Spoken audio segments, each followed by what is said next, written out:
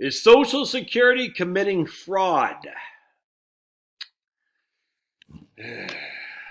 This is our government, man. And let's just dive into it. Still ticks me off all these years later. So in 2015, Larry Kotlikoff written an article at PBS. He did an interview with PBS. Talked about the Social Security whistleblower claiming that widows are losing thousands due to agency mistakes. All right. And he goes into it. We have and there we are, the tricks and tips for getting the most of Social Security.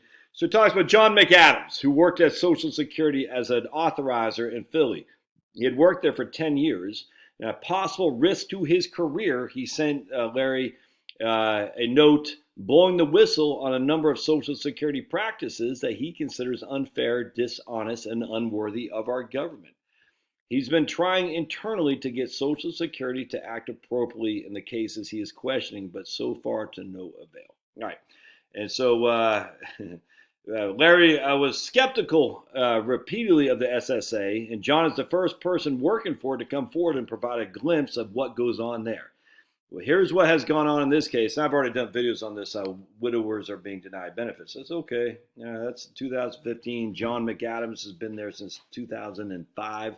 I think 2009 is when he started raising the issue. So we'll pause for just a second. We are in 2018. Larry's right again. He says, in a recent report, the Social Security Inspector General formally accused SSA staffers of reducing the benefits of thousands of widows and widowers to the tune of $132 million.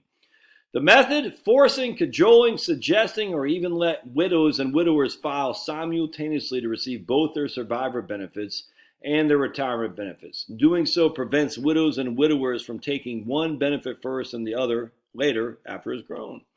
Once you file for a Social Security benefit, it can no longer grow even if you aren't effectively receiving it. Yeah, crazy. I've written about this outrageous practice over the years in my Ask Larry columns, and we talked about the article we just did right there. All right. When I say fraud, I want to be careful. No one in Social Security has, to my knowledge, ever explicitly instructed the staff to cheat anyone. But many senior level people at the SSA knew the staff had not been formally trained to prevent them from costing widows and widowers potentially huge amounts of lifetime benefits. And they know it now and they haven't fixed it. Fraud is defined as a wrongful deception intended to result in financial gain. All right. So I had a client just a couple of months ago, something like that, and said the same thing, that Social Security was insisting she take her own benefit as opposed to her widow's benefit, which is stupid, because if she would have taken her widow's benefit, her own benefit would have grown. That way, by the time she's 70, her own benefit would have dwarfed her widow's benefit. And she was like, she felt literally like she's being chastised for not doing it. So her own benefit today was, say, $2,000 a month. All right. Her widow's benefit is $2,200 a month. Just to use that for example. Say she's 65, just for simplicity. So the idea would be to take her widow's benefit at $2,000 a month, or $2,200 a month, and allow her own benefit to grow more, or whatever it was. Let me get my head straight. So her own benefit was higher. Her widow's benefit, her own benefit, that's what it was higher than her widow's benefit. That's what it was. So her own benefit was $2,200 a month. Her widow's benefit was $2,000 a month. They were encouraging her to take her own benefit because it's $2,200 a month. Yet if she would have taken her widow's benefit at $2,000 a month, her own benefit would keep growing with the 8% delayed earnings credits. And by the time she's 70, that $2,200 a month would be worth $3,000 a month, if that makes sense. So to sacrifice $200 a month today means an extra $1,000 a month in 5 years' time. Hope that makes sense. I'm literally just, the numbers aren't important right now. It's not specific, but it's around that same thing. You're like, take the bigger benefit. Yeah, but if you take the bigger benefit today, it'll only be bigger for a couple of years. And then you'll have the smaller benefit for the rest of your life. And the Social Security Administration, this is in 2022, was actually cajoling her, not harassing her, but basically, making her feel she didn't feel comfortable. It was a very hostile environment. It's just crazy. Anyway, so Larry talks about this here. So I just want to go to OIG. That's what we're talking about here. And we're going to see right here. This is 2016, the Office of Inspector General. The attached final report shows the results of the Office of Audit's review. The objective is to determine whether the Social Security Administration has adequate controls to ensure it established the correct primary insurance amount for widows and widowers when deceased earner died before age 62. Now, this is even something different than what Larry was just talking about. And we'll see right here, based on our random sample, we estimate that the Social Security Administration underpaid approximately $224 million to 25,309 beneficiaries, widows and widowers. We also estimate that the SSA did not record the master beneficiary record for 11,032 widows and widowers that were entitled to benefits based on Windex. And the Windex is the alternative right here. Normally, the eligibility year using to determine the PIA is the year the wage earner turns 62.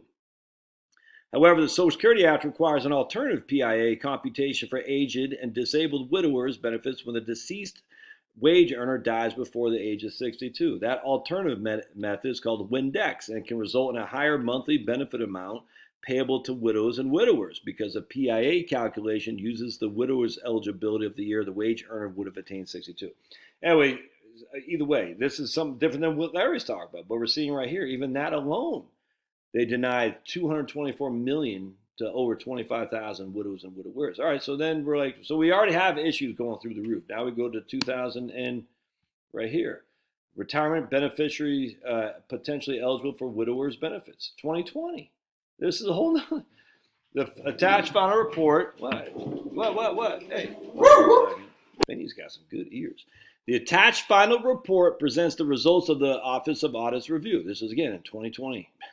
Our objective to determine whether there were individuals receiving retirement benefits who may have been eligible for but not receiving higher widowers benefits. This is more in the line of what Larry's talking about. And we're going to go down here and we're going to say, of the 100 retirement beneficiaries sampled, 69 were eligible for a higher widow's benefits. Of those 69, there were 20 who filed claims and whom Social Security determined were entitled to benefits based on being a widow or widower. 49 who were eligible for approximately $630,000 in widows or widowers benefits. The remaining 31 beneficiaries were not due widow or widowers benefits. This occurred because Social Security employees did not always assess and take action when cases were alerted for possible payment increases and or did not have the processes to detect beneficiaries potentially eligible for higher benefits.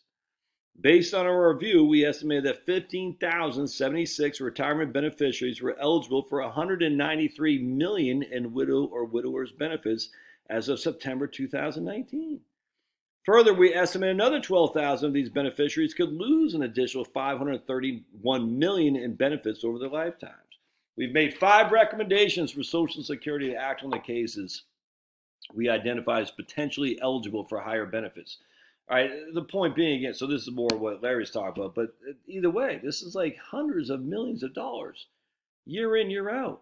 At some point, you got to say, if we're making you aware of this, you're not fixing it, how can it not be labeled fraud? This is crazy. This is, geez, man. It's just, people have a right to the money that they paid in for. Social Security is not a welfare benefit. It's an entitlement program.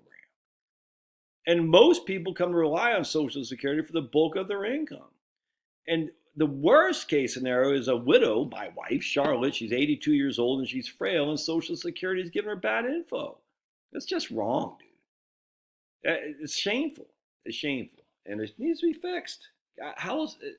Look, I'm not going to go on record and accuse Social Security of fraud, but what else could it be? It's more than incompetence now. It's worse than that. And it freaking stinks, man. Something smells in, what do they say? Something stinks in China or something stinks in Rome, whatever the hell they say. All right, we'll see you.